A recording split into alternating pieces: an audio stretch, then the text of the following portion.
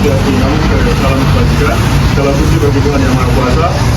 Kami dari manajemen STI 2025 dengan anggota kelompok yang pertama saya Arif Rahman dengan nomor 25100, serta anggota saya yang pertama ada Sulis Anggraini dengan 025100, lalu ada Seni Sila Permatasari dengan 0251610019. Selanjutnya ada Mutiara Salma dengan NIM 025173. Selanjutnya ada Nara Humaira dengan NIM 0251000192.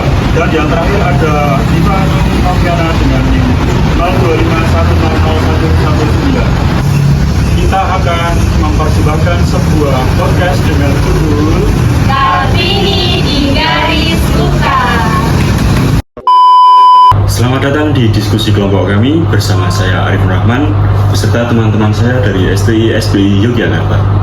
Hari ini kita akan membahas isu yang dianggap sepele yang itu sebenarnya dampaknya itu sangat besar, yaitu pelecehan pada lingkungan kampus. Kami akan mengangkat sebuah judul yaitu Kartini di Garis Luka. Karena dibalik semangat emansi perempuan, ternyata masih ada banyak perempuan yang belum merasa aman bahkan di tempat pendidikan. Betul, kita sering memperingati Hari Kartini dengan busana kebaya, lomba, dan kata-kata inspiratif. Tapi kadang kita lupa, perjuangan Kartini bukan hanya sekedar simbol. Kartini memperjuangkan pendidikan, martabat, dan kebebasan perempuan. Kalau hari ini masih ada perempuan yang takut di kampus, berarti perjuangan itu belum selesai. Menurut kamu sebenarnya pelecehan seksual di dunia kampus itu seperti apa sih? Apakah selalu berupa kontak fisik? Nggak selalu. Pelecehan itu luas, bisa lewat siulan, catcalling, komentar tubuh, chat yang mengarah seksual, tetapi tatapan nggak nyaman, candaan vulgar, sampai sentuhan tanpa izin. Masalahnya, hal seperti itu sering dianggap bercanda, padahal buat korban itu meninggalkan rasa trauma dan takut. Oke, kita lanjut ke pertanyaan kedua. Menurut kamu, kenapa banyak korban memilih untuk diam?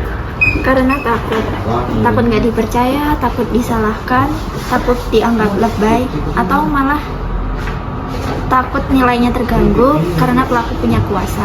Baik, masuk ke pertanyaan ketiga. Kalau menurut kamu, kalau kita lihat dari sisi nilai Pancasila, apakah kasus seperti ini mencerminkan nilai bangsa kita? Jelas tidak, karena sila kedua berbunyi kemanusiaan yang adil dan beradab. Dilanggar karena pelecehan merendahkan martabat manusia. Yang kedua yaitu sila kelima yang berbunyi keadilan sosial bagi seluruh rakyat Indonesia. Juga dilanggar kalau korban tidak mendapat perlindungan dan keadilan.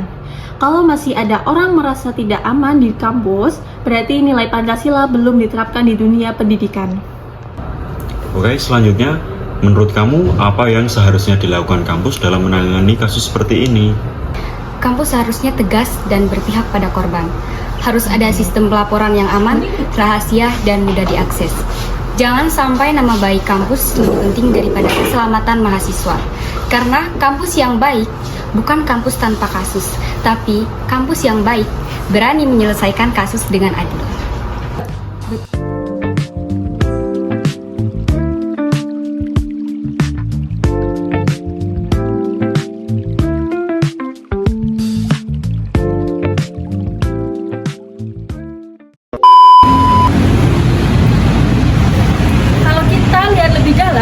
Pelecehan bukan hanya kesalahan individu, tapi juga masalah dari sistem.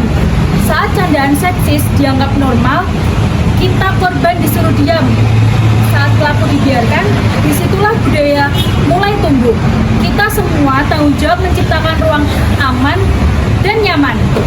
Perjuangan Kartini hari ini bukan sekedar memakai kebaya atau mengenang sejarah, tetapi bagaimana kita menjaga martabat perempuan, menghormati sesama, dan berani menolong pelecehan. Kampus seharusnya jadi tempat belajar, tumbuh, dan merasa aman, bukan tempat seseorang menyimpan trauma. Mari hidupkan nilai Pancasila bukan hanya di kelas, tapi dalam tindakan nyata. berani peduli, berani bersuara, berani melindungi. Karena Kartini tidak seharusnya berdiri di garis muka lagi. Oke, gimana video podcast kita kali ini? Menarik nggak? Menarik dong. Oke, terima kasih telah meluangkan waktu untuk menonton video kita. Sampai jumpa di video podcast selanjutnya. Bye.